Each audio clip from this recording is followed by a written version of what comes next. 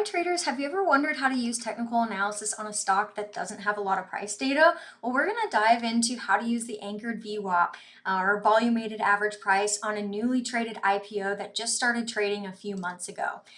So with IPOs, the anchor VWAP will actually anchor to the first full day of trading when sufficient trade data is available. But what does anchored mean? What does VWAP mean? Well, in technical analysis, it's a tool that shows the security's average price throughout the day, weighted by the trading volume that's anchored to a specific day or pivot level. And here in this case, we can just see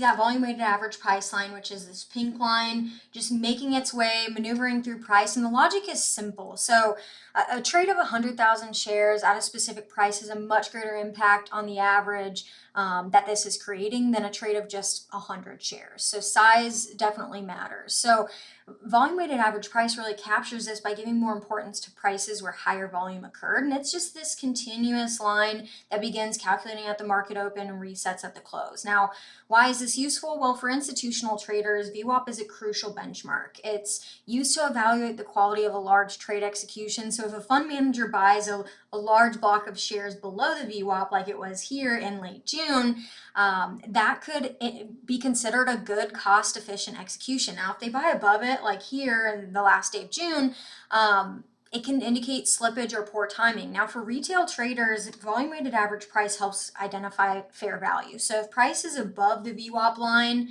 that shows that the market is bullish, meaning the buyers are in control, willing to pay more than the average, and vice versa. If the price is below the VWAP line, the market is bearish, meaning sellers are dominating and accepting those prices that are lower than the average. Now, let's look at another symbol of Tesla and actually see how volume weighted average price can be used in this scenario. So in this case, I just right-clicked on this candle that created the all-time highs, and I set the date here for it. Now, this is how anchored VWAP can actually act as a dynamic support or resistance level. So here we can see in the downtrend, it acted as a resistance level, creeping back up to that middle line there in pink.